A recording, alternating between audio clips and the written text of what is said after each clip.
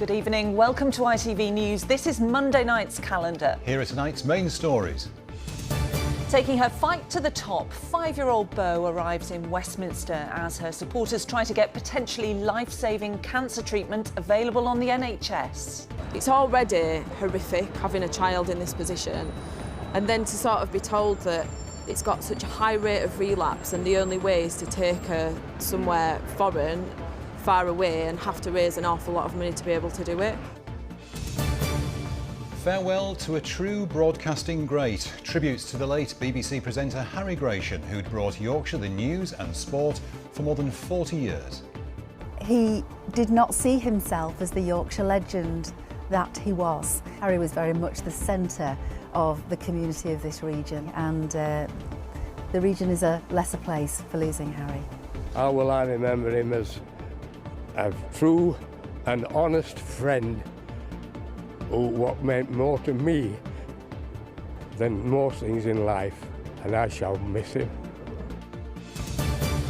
In sport, rugby union authorities apologised to former England centre Luther Burrell after he claimed racism is rife within the game. Saving treatment in the UK. Beau was diagnosed with stage 4. Girl from Liverpool.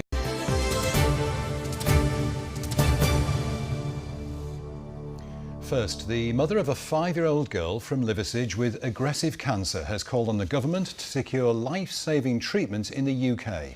Beau was diagnosed with stage 4 neuroblastoma, a rare childhood form of cancer, in December 2020. The family have raised more than £300,000 to allow Beau to travel to America to take part in a specialist clinical trial in the US. But today they joined their local MP in Westminster push for UK-led trials, which they hope could help thousands of families in the future. Our political correspondent Harry Horton reports. 5-year-old Beau has already inspired her community. Now she's campaigning to help others like her. Today, she and her mum travelled from West Yorkshire to Westminster, trying to secure potentially life-changing childhood cancer treatment here in the UK. After her neuroblastoma diagnosis 18 months ago, Beau's family raised hundreds of thousands of pounds to take part in specialist trials in America. But now they want to see those same trials offered closer to home. It's already horrific having a child in this position, and then to sort of be told that it's got such a high rate of relapse and the only way is to take her somewhere foreign, far away, and have to raise an awful lot of money to be able to do it.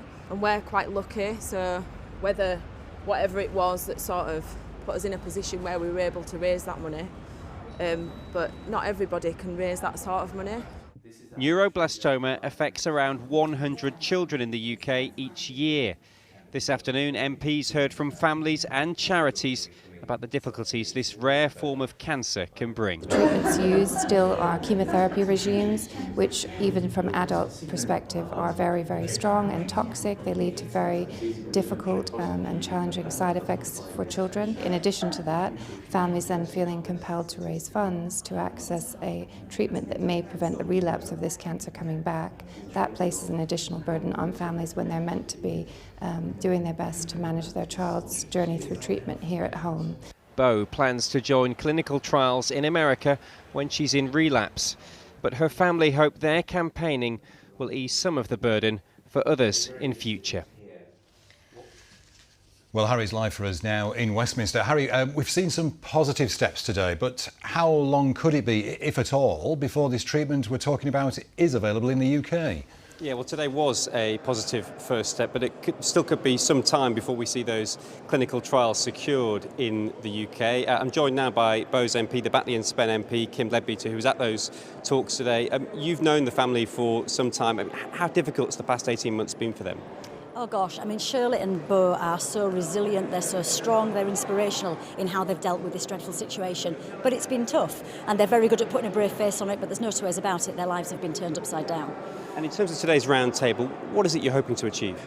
Well, I guess this is a good example where MPs from across different political parties can work together and trying to get something done. So I reached out to Tom Tugendhat because I knew he'd got a constituent, his little boy had recovered, thank goodness, from neuroblastoma. So we're doing this on a cross-party basis. We need to get a clinical trial here in the UK. It's an opportunity for the United Kingdom to be world leading on children's cancer. And by working cross-party to try and put pressure on the government, I'm hoping that's what we can achieve.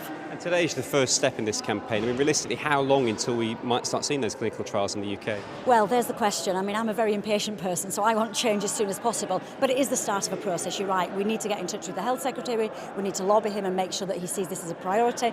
I mean, it could be months, it could be longer, but this is the first step, and that's what's really important about today.